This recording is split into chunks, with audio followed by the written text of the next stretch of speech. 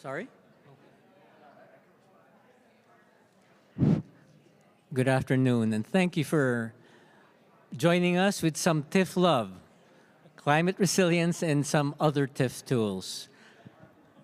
I'm pleased to be sharing the stage with Jim Simon with RSG Incorporated and James Nguyen with the City of Carson, and we're talking about money.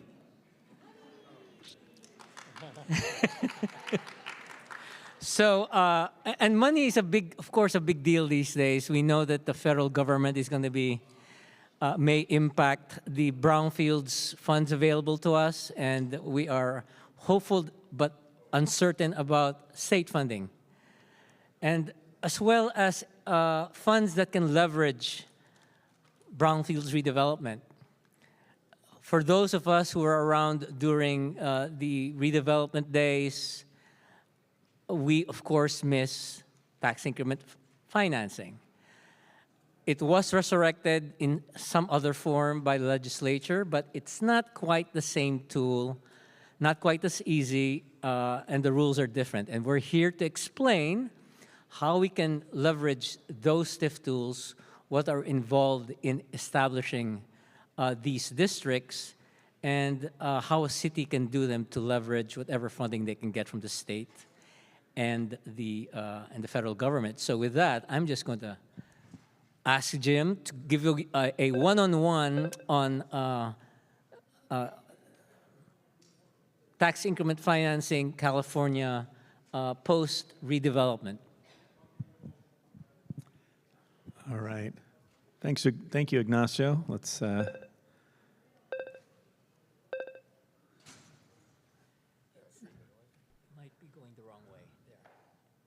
There we go. Forward, not backwards. Okay.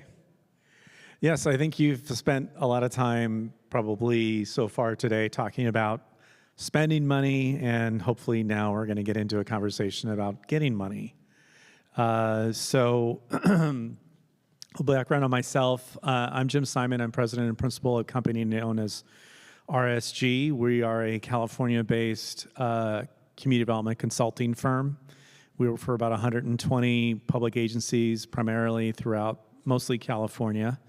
Our work includes work in the affordable housing arena, real estate, economic development fields. And obviously, when you touch on any of those things these days, you're dealing with Brownfields projects. My background prior to the last 15 years or so was in redevelopment.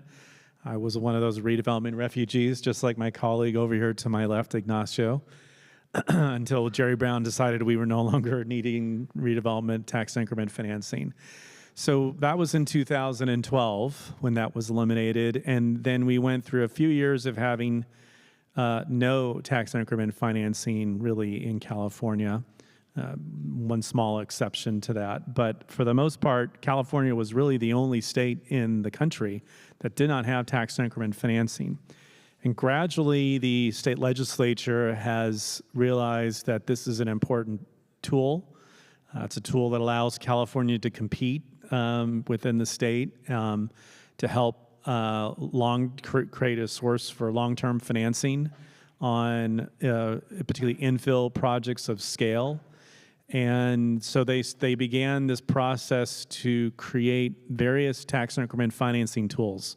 The first of which was enhanced infrastructure financing districts. It was enhanced because previously we had, and technically still have today, infrastructure financing districts. The enhancement was essentially a more streamlined process to form these districts that was put in place in 2015. And over the last 10 years now, we're coming up on our 10-year anniversary of this law, 28 of those districts have been formed, including one right here in the beautiful city of Carson. The legislature has also thought that we need more than just enhanced infrastructure financing districts.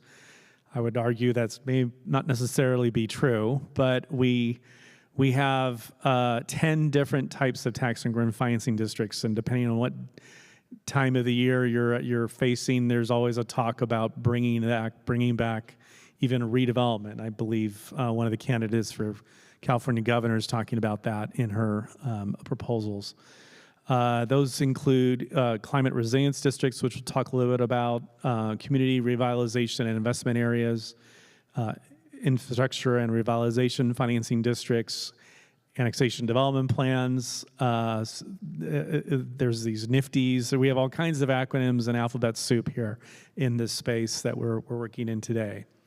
But generally speaking, they all are a form of taking growth in the assessed values within a geographic area of your community. And instead of those property taxes being simply collected by the county assessor, those tax revenues then the tax revenues come into the tax collector gives them to the county auditor. The county auditor then in turns normally goes about sending them to all of the affected taxing agencies. That's how property taxes work in California. The distinction here with tax increment financing is that instead of all of those tax revenues going to the affected taxing agencies, the cities, the county, special districts, a portion of that revenue is diverted first to the infrastructure financing district, depending on which one it is. So it's not a tax increase. If anyone's worked on one of these things, you'll have to repeat that phrase about a dozen times at public meetings to explain to the public this is not an increase in your tax rate. It's simply the reallocation of future tax revenues that were otherwise going to these various taxing agencies to the community for purposes of investment on capital projects for the most part. And so the example that we have here on screen is, let's say we have an area of $1 million of assessed value. $4.5 million of new construction takes place, and now that assessed value is $5.5 million. Without tax increment financing, the $55,000 of property taxes would be paid to all of those taxing agencies. With tax increment financing, a portion of that portion is normally the portion above the base, some portion of that amount, which is negotiated, is dedicated to these financing districts. And this next graphic kind of shows you generally how the flow of tax increment financing works. One thing I want to point out is that this is really a long-term financing tool. So this is not going to be a source of financing for immediate funds in your community. If you set up an enhanced infrastructure financing district or any of the other ones, it will take some time for that to generate a material amount of revenue. Let me give you an example. One of the largest tax increment financing districts in California in terms of just the amount of property taxes was one that was formed in the city of West Sacramento in 2016. They just issued their first bond issue this past year, or earlier this year. That was a $70 million bond issue. $70 million is nothing to sneeze at. It's certainly a meaningful amount, but it took them in an area that has an unusually set of circumstances, let's just say, that allows them to collect that much money in their tax increment financing district, and 9 years to be able to raise $70 million. So this is not a quick fix tool, but it is a tool that over time can be a very useful component to your financing toolkit. For example, you could use this funding to reduce the amount of community facility district fees that might be charged within an area that's growing, where you could alleviate the burden on property owners by sharing in some of that revenue. You can use it to pay for ongoing sort of projects and planning activities in the early years, and that's something I'm sure James is going to be talking about here. So it's a tool that's really more of a long-term financing tool. And I know there are folks that would love to see that this is going to generate, millions and millions of dollars in the first few years. That's pretty rare in general. But having long-term financing is a really important part to any kind of community development program. And this is one of really the only type of tool out there where you're not increasing tax rates on a property owner or in the community to make that happen. So it's an important tool nonetheless. So we talked a little bit about how tax increment is generated already. As this illustration kind of shows, the assessor establishes the values, those property owners pay taxes to the tax collector, the auditor controller then pays those monies out to all the various tax agencies. An enhanced infrastructure financing district is one of those 10 types of districts that we have in California. They exist for 45 years, which means over the 45 years, they will gradually have more and more of that tax increment that's available to fund activities within the geographic area of the district. Because they divert revenues from otherwise general funds from cities, counties, and special districts that agree to participate, they're really most beneficial in areas where there is the potential for growth. So if you've got a community where it's generally built out and you're hoping to use this tool for brownfields investment, what you'd really want to be looking at there is what is the potential of that area to have significant reinvestment to create the increased and assessed value to generate the tax base necessary to make this tax increment financing district work.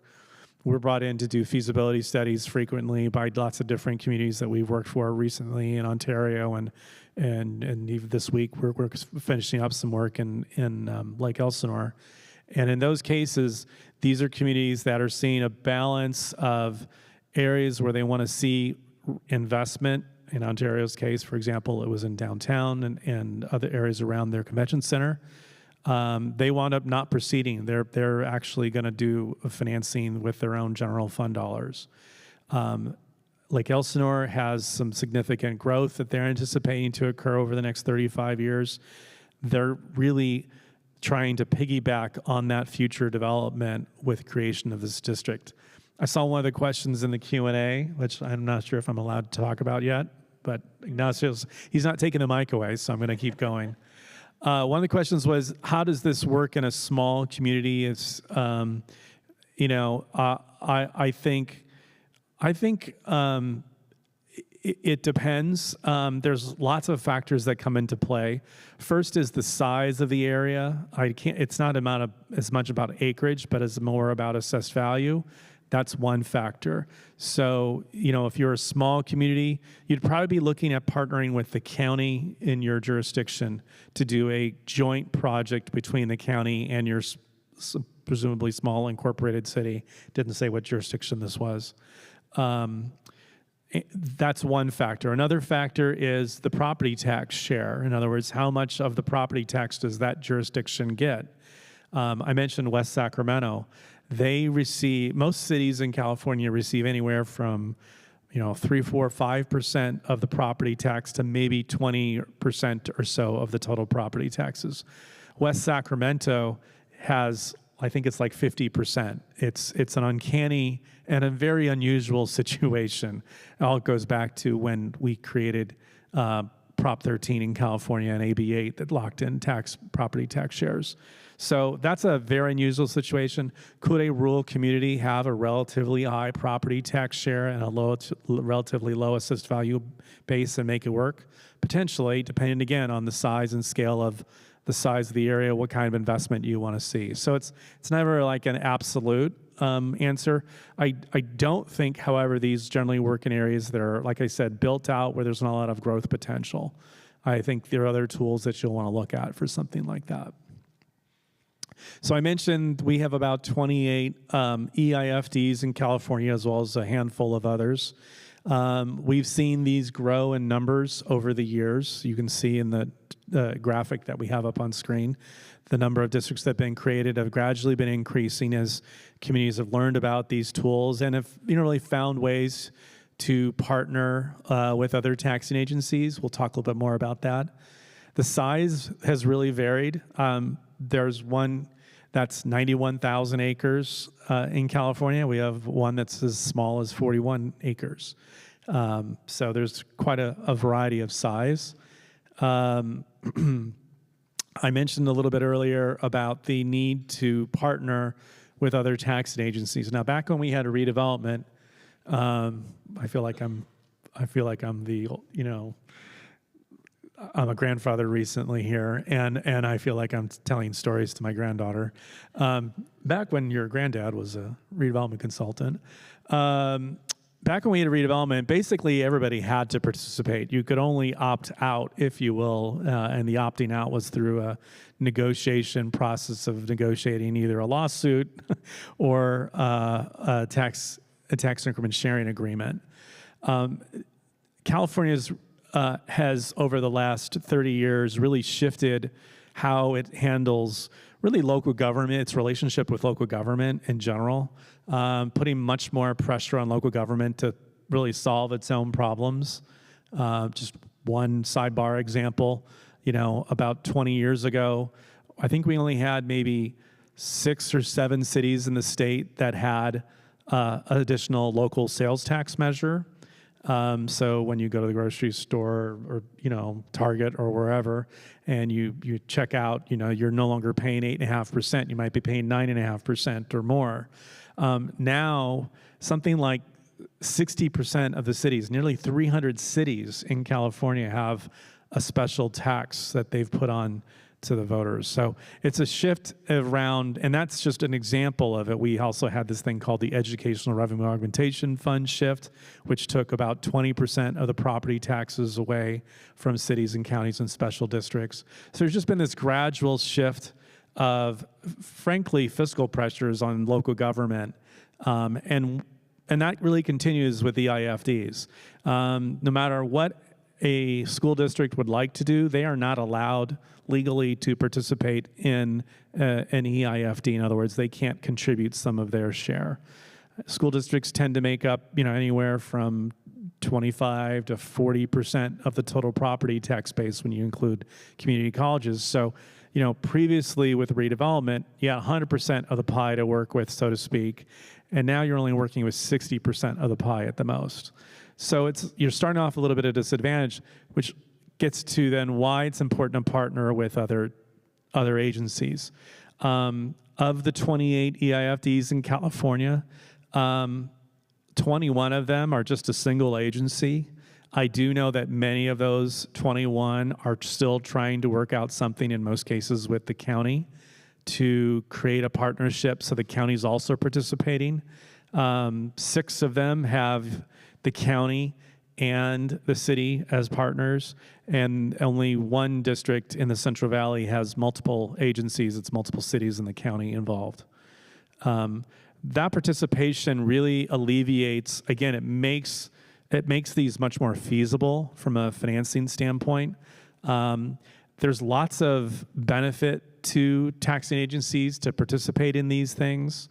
By seeing the investment that comes from the redevelopment and the growth in tax increment, everybody sees their property tax base grow. It is really, truly one of those but-for arguments. But for this tool that we would have, we might not be able to generate the funds to see the assessed value and the tax base go. So why not share in some of the fruits of that benefit? That's really the argument that you're having. And then the levels of participation when agencies do join together really vary. In some cases, the sponsor agency is maybe contributing all of its share. That's the city of Palmdale did that, and the county contributed 70% of their share. This was a largely undeveloped area outside the city that they focused that on. And you see some of the examples. So the percentage of participation, which is a percentage of their total property taxes, that's what that's referring to on that graph. This is probably one of the more important parts to this, is we're going to start getting into what this means for brownfields. So you can use a variety of sources of property taxes.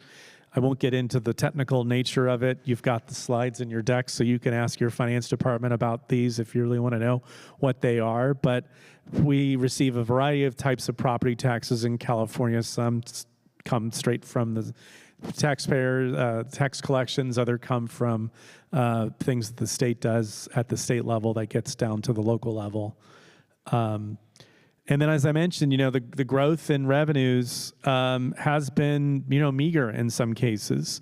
You could see here in the first, 5 years of formation, some agencies are really only starting to see, in the hundreds of thousands of dollars collected in aggregate. Another one, then that's really just one district, was generating a fair amount of revenues. So it gives you kind of an idea of sort of the threshold of expectation. If your community is looking at one of these tax increment financing districts, this might be a good slide to hold on to, because you could kind of see how your area that you're studying may make sense or may not make sense relative to others around the state. So Jim, so if you're receiving $4 million in tax increment a year, how does that translate to bonding? And also another question is that between the time you first bond and the time you start your district, what happens with that money? What can you do with that money? Well, James is going to answer the second question later, I think, because he hasn't had any bonding yet, but he'll be telling us what he's been up to. But the short answer is usually you want to, most financial advisors, bond markets, been going through some challenges in the last couple of years with interest rates. But generally speaking, you want to get to about $500,000 of net annual tax increment revenue for you to be able to issue that first maybe $5 million bond issue. And that's a really small bond issue by today's standards. But, I would say that as a minimum, you'd be looking at, $500,000 to maybe $1 million in annual revenue. That's assuming you're not using it for other purposes, of course. And that's going to be something to consider. Those bonds then can be used to really do large scale capital projects, investments in land, cleanup costs, and things of that sort, if it's permitted in the infrastructure financing plan. So there is a great deal of potential once you go out and issue bonds. Without getting too technical, it can either go towards capital, public improvements, infrastructure, things of that sort, which is often an advisable use because you're typically using what's known as tax-exempt financing and tax-exempt financing rates, so it's a little bit more cost-effective. So you could be using the bonds or the tax increment financing to pay for, say, the capital improvements, then reduces the overall project costs, and then use other sources to pay for, say, the Brownfields component of the project and things of that sort. The process to form these is relatively similar across the board, depending on the type of tax increment financing district there is. There's really only one exception to that, and that's a community investment and revitalization area. We're not going to get into that today. But you're usually going to go through a process that you're going to spend some time looking at feasibility. And in that feasibility study, really be thinking about, if I'm going to try to partner with the county, for example, if I'm a small city, I want to partner with the county, or even a big city. City of LA wants to partner with LA County on projects in downtown LA right now. So it doesn't have to be small to do that. It could be any size city. You're always thinking about, well, what's the argument for the county to join? Not just simply, hey, we're trying to do something to improve Carson. There's 88 cities in LA County. County's not going to say yes to 88 cities. So what's the compelling message to LA County in this case? Some counties, Contra Costa, San Bernardino, Los Angeles, among others, have established policies around the conditions that they would join a tax increment financing district. Your team that looks at this should be evaluating the proposed EIFD or whatever it is that you plan to do through the lens of what matters to the county, in my argument, in my view, because that's really going to help you have a compelling argument when you go and have that asked to the county of, hey, we want you to contribute some portion of your future taxes. Great. Why? Well, because it helps you accomplish these policy goals, or we have a shared facility that we want to invest in with you together, things of that sort. So you're really thinking about that message around that. The process to form can be slow up front because it's primarily negotiation phase. There's not a lot of actual legal work happening, let's say. Mostly it's sort of negotiations and running numbers. And you could be doing that, candidly. We've been working on one in the Inland Empire for 5 years now, and it's not moving anywhere fast. Once you get through that feasibility phase and you get agencies to agreeing to participate, from there, it could be pretty quick. It could be as a matter of 6 to 12 months, depending on the environmental study that might be needed for that. And then you're in business. Then you start collecting increment gradually over time. I want to talk a little bit about climate resilience districts because that's a newer tax increment financing tool. This term is certainly engenders a lot more interest from my view when you're talking to different jurisdictions. It is essentially another tax increment financing tool. There's very little difference between this and an EIFD. Some of the things that you see on the right-hand side of the graphic on the screen are pretty nuanced. They're a little bit more explicit about things, but I think one of the main things that you should know about climate resilience districts is the idea is that these are investing in climate resilience projects. Well, anything you build under California building code today is a climate resilience project. You can't build anything in California that's not climate resilience. So the good news is that if it's new construction, you're guaranteed that you're eligible for a tax increment financing district as a climate resilience district or an EIFD. I'm not trying to be facetious when I say this, but I do feel like this brand of a climate resilience district could be one that maybe creates a little bit more appeal for the idea of pursuing this, just because it sounds like more aspirational, climate resilience versus enhanced infrastructure financing, right? So it's a little bit clearer about what the end goal is. So it's a nuance, but it's maybe not lost on the political value of that. Before I turn it over to James, I just want to kind of recap on one part of this that's really important. And maybe I'll go back to the slide that I had with the process. I don't know if okay, so this one here, the Prepare Infrastructure Financing Plan, that is a legal document that is is basically your bylaws for how the infrastructure financing district will work, what kinds of things it can spend its money on. Really important point here. I think I was told to have some takeaways from today, or the call to action. Here's my call to action. As I mentioned, we have about 30 or so tax increment financing districts in California. I think less than 3 have brownfields stated in their infrastructure financing plan, which means that the other 28 or so that do not have a brownfields stated in their infrastructure financing plan cannot use the funds for brownfields projects. There's absolutely no reason not to put brownfields in your infrastructure financing plan. In fact, I mentioned about how West Sacramento went through their recent bond financing and had gone to market.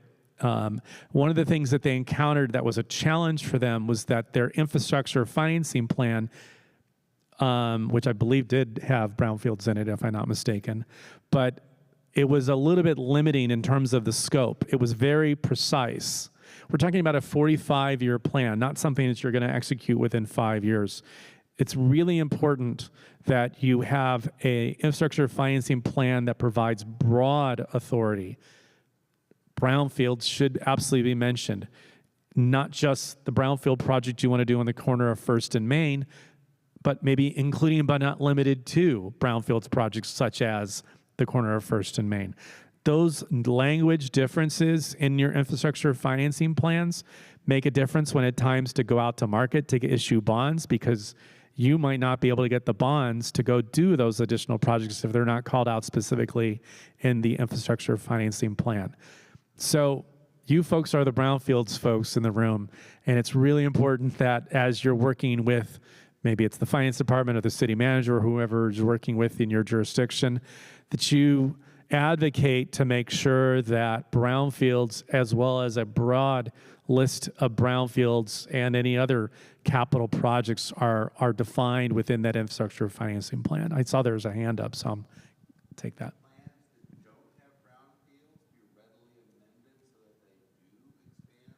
Yes, they should be. They should be.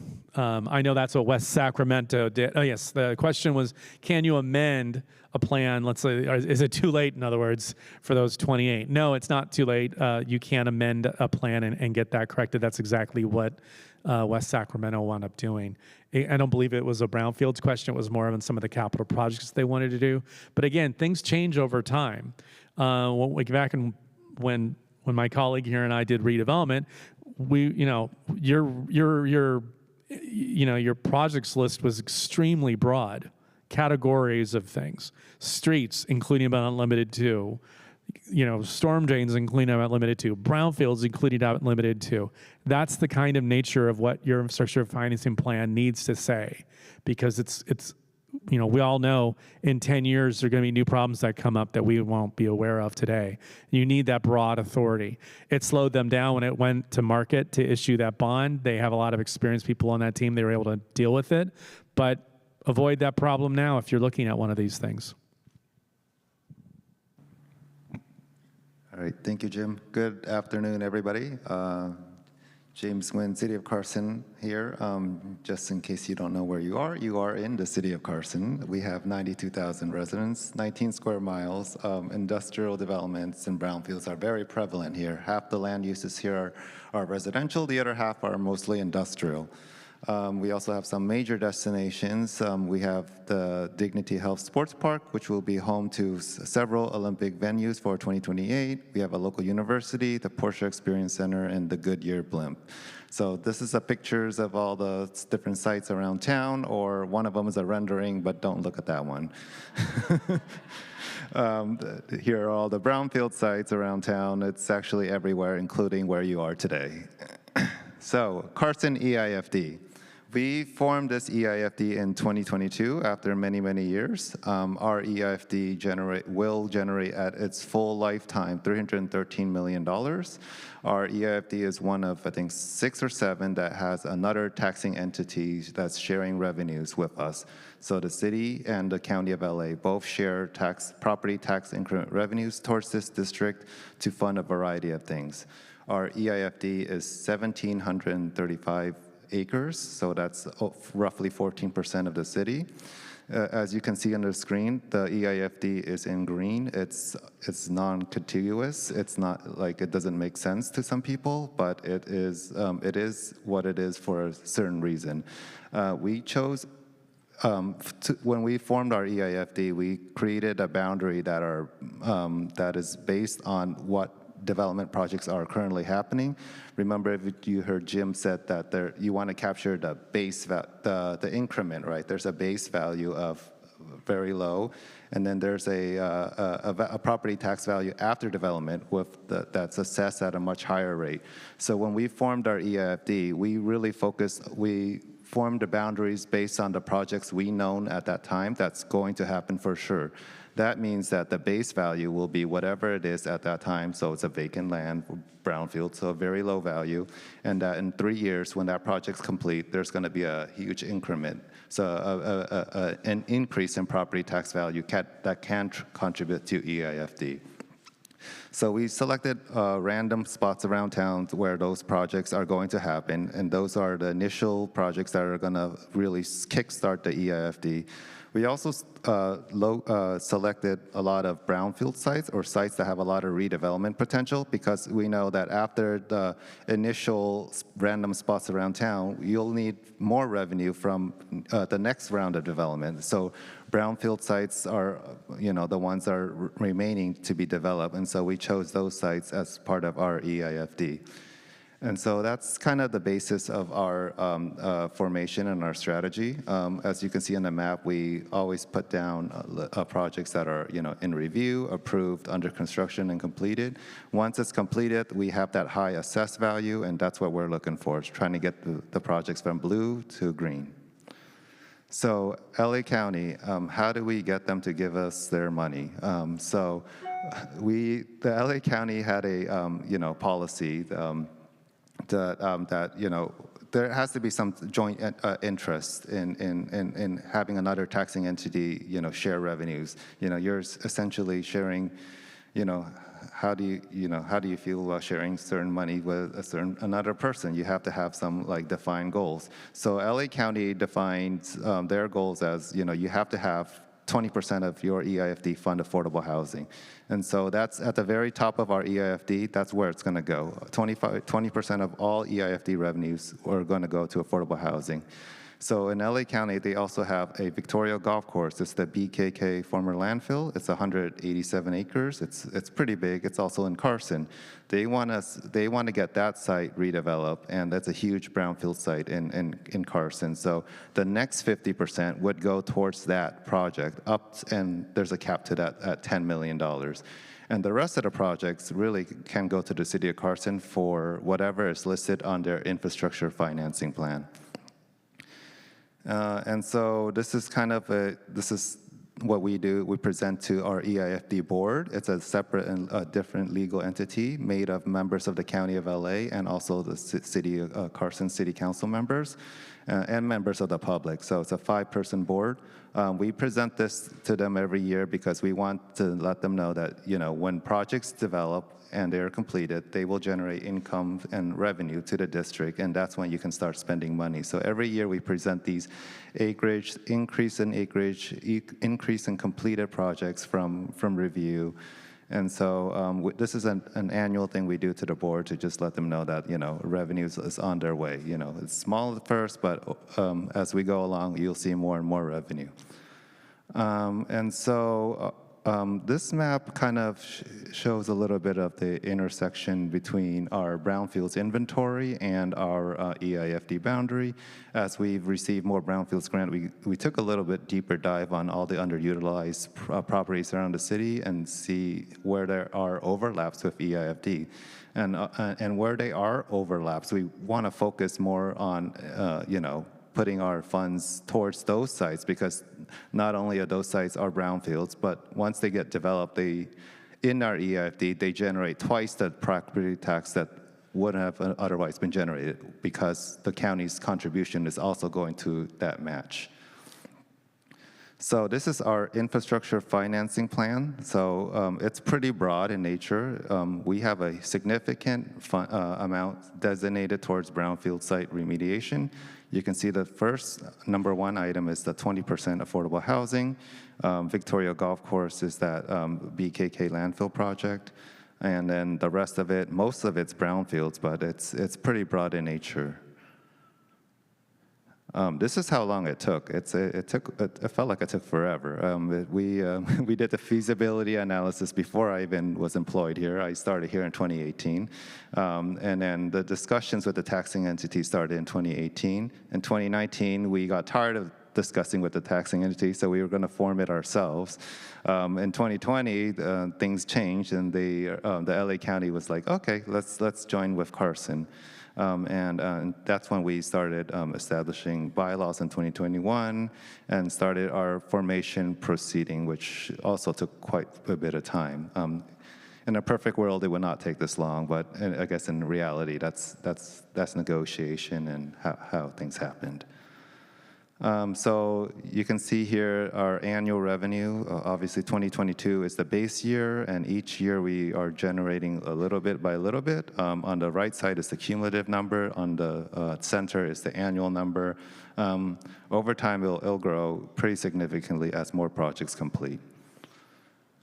who was involved? So City of Carson, County of LA, we have a TIF consultant. I highly recommend you get a TIF consultant, someone who actually does this day in and day out. This is not something you want to take on as a city staff on your own or a governmental staff. Jim Simon does this. There's firms out there that does this type of work, so I highly recommend that. Legal description. So you saw our EIFD, the boundaries were all non-contiguous. You have to describe it with legal description for the county assessors. So that's not something you could also do unless you have a legal description consultant. Then there's also attorneys involved, staff. It probably cost us about $500,000 plus to form this thing, just because of how long it took. And the legal description, if the more complicated, the higher the cost. So we think having this partnership with LA County really helps us strengthen our applications. We're, forming and putting two different taxing entities' money together to really do a joint effort in tackling brownfields and affordable housing. Our EIFD provides a lot of funding after the assessment phase of brownfields. Right now, we're doing a lot of efforts trying to start a brownfields program, get grants in to kick off development. But we know long term we need something a local source that's more sustainable. So that's what our EIFD is for. As mentioned, it does not have to be contiguous. Our EIFD can fund projects outside our EIFD boundary. It doesn't have to fund that green area you saw on the map earlier. It can fund it anywhere. And also, like Jim said, keep definitions broad, flexible, so in the infrastructure financing plan, so that you could fund whatever you want 20 years from now. Other lessons, be patient. I sometimes am not that patient, but this is like an 8-year process, so be patient when forming it with another taxing entity.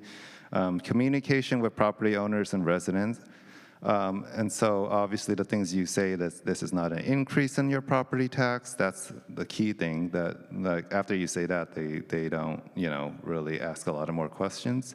And a lot of our formation areas happen in areas where there's vacant land, and so when we notify the owners of that land, there's nobody there really. It's just someone who lives outside. So it's the residents of our EIFD people aren't terribly affected because most of those sites are vacant. The third bullet point is filing a validation action. This is kind of a legal thing, just confirming the validity of their EIFD and the revenue streams, protecting it from any challenges in the future. And then, this is more technical. When you get your EIFD legal description, send it to the LA County assessors early because there's going to be a lot of comments. So brownfield redevelopment, and how is it related to EIFD? A lot of the private investments that go into redevelopment generates revenue, and those revenues accelerate property tax increment, and that in turn funds the EIFD. Brownfield sites have very low property tax. Again, you want to capture the increment. So brownfield has probably one of the lowest property tax value because it's just not that doesn't have that much assessed value, and it has the most potential because once you develop it, the value created is very high, and so maximizes your tax increments. Your EIFD can be mostly brownfield sites, but just remember to have some projects that are going to happen anyways to have that EIFD kick off. And even if certain development projects don't serve your EIFD or serve your community, you can include them in the EIFD just so that they can generate property tax revenue to your EIFD. And I think I'll stop here. The rest are just maps and kind of fun stuff. Great, thank you. Do we have any questions? Because I think James, the questions in the QA are already responded to. So, go ahead.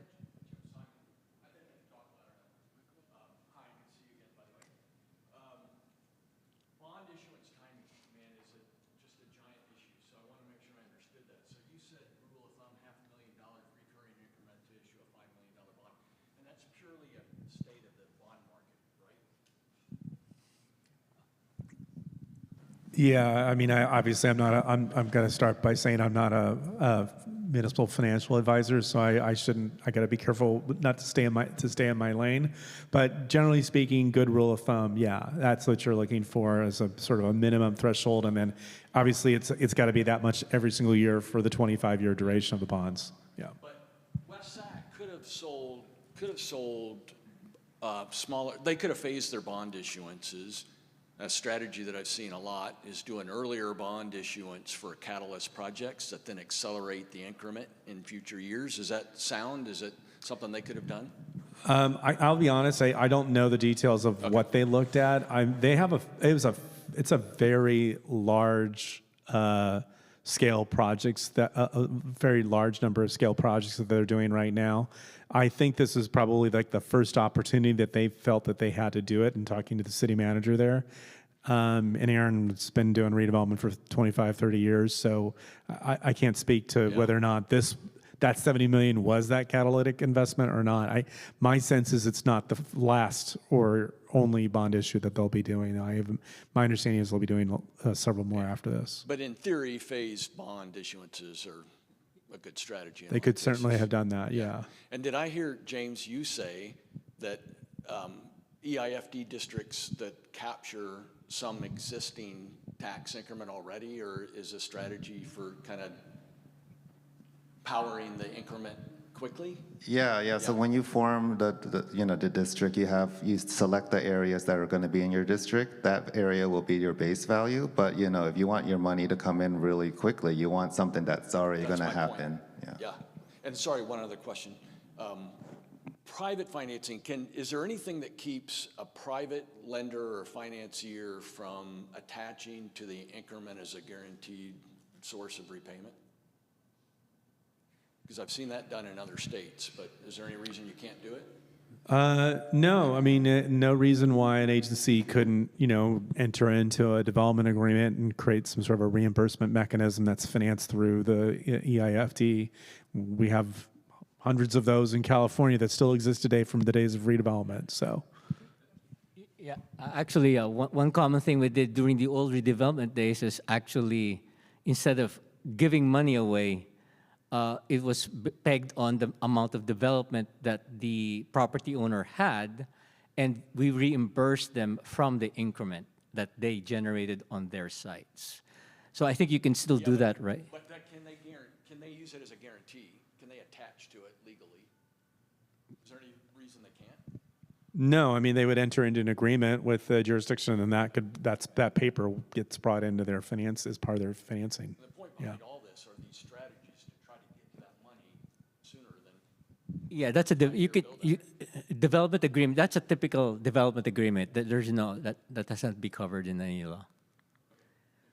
Any other questions? I actually have a bunch of questions for our. Okay, go ahead.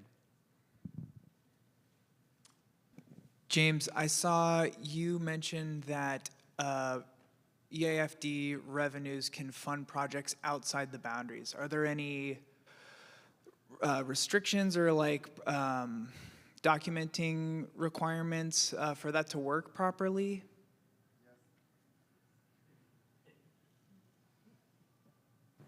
Hello? Okay.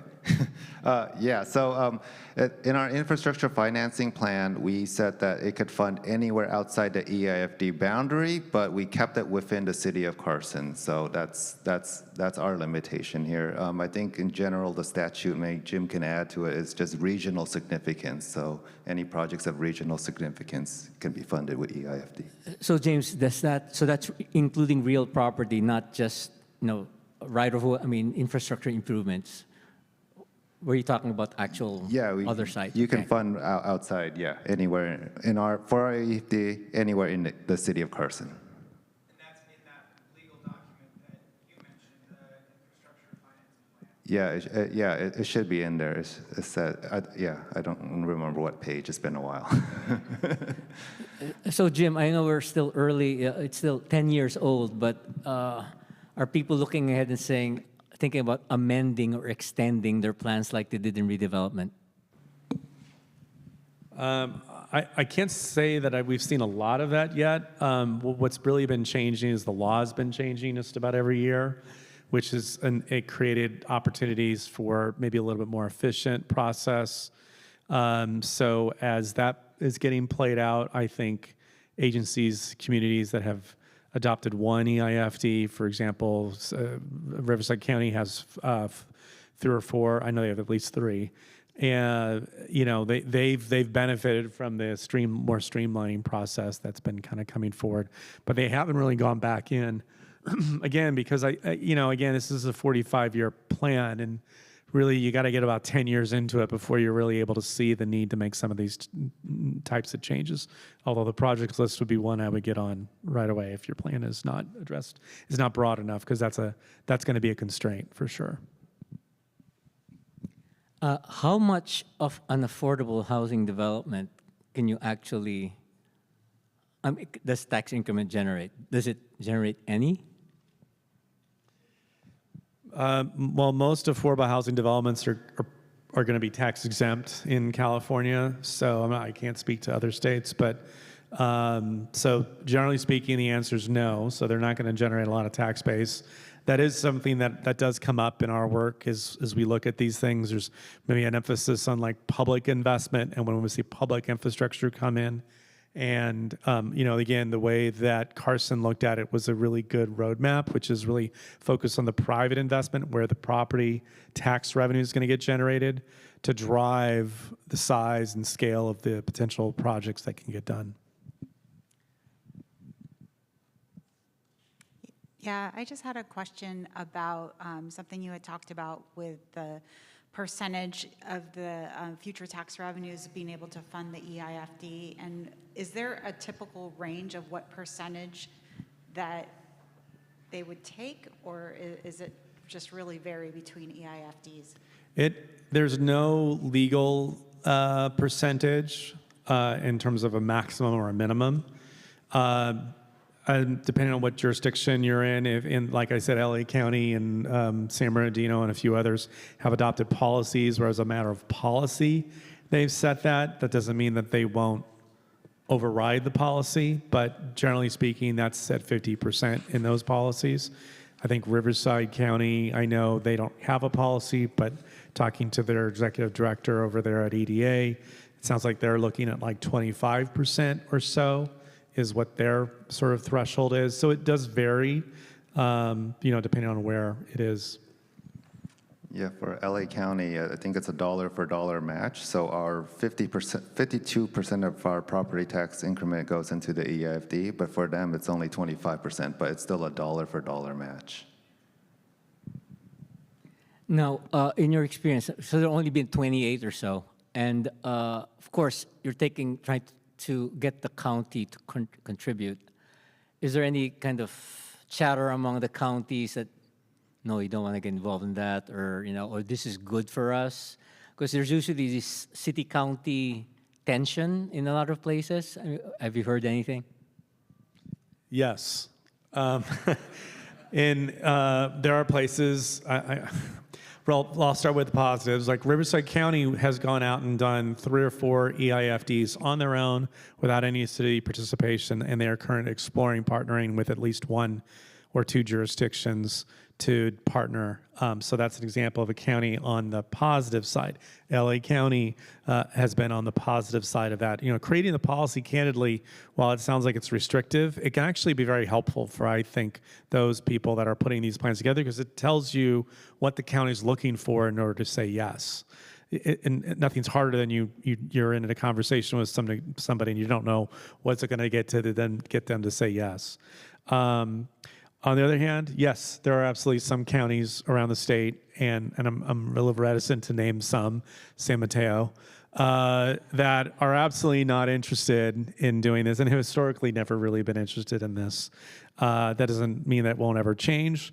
And I work in those communities and those cities, and my advice to them, candidly, has been to go talk to the supervisors rather than staff in those cases.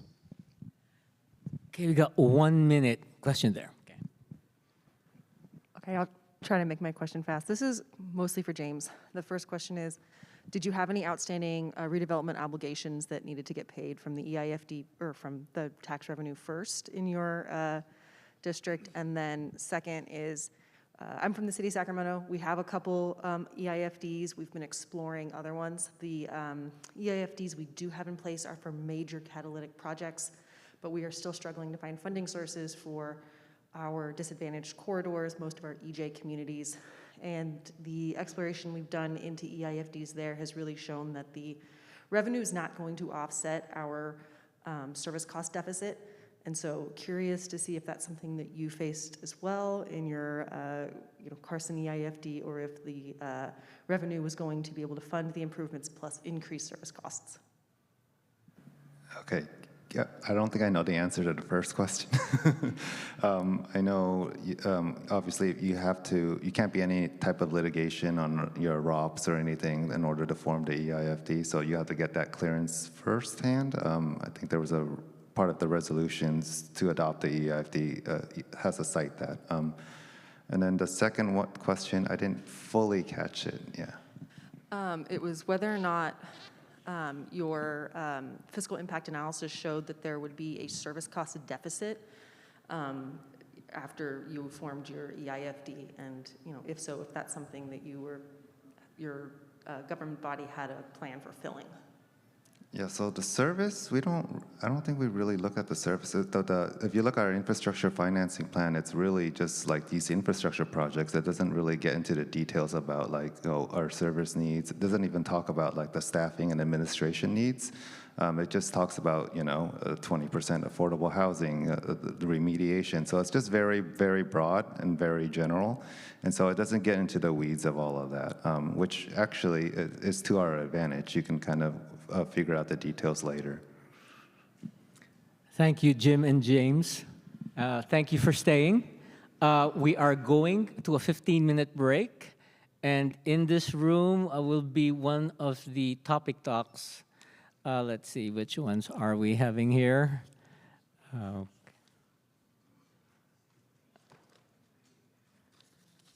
Topic talks. Oops.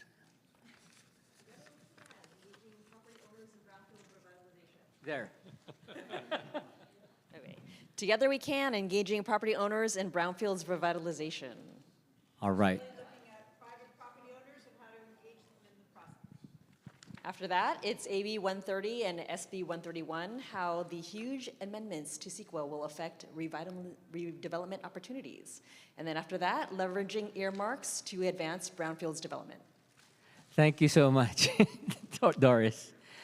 And then look in your Hoover app for the topic talks in Session A and in East Wing. Did you just read all the ones that were here? Or? Yeah, Thank you.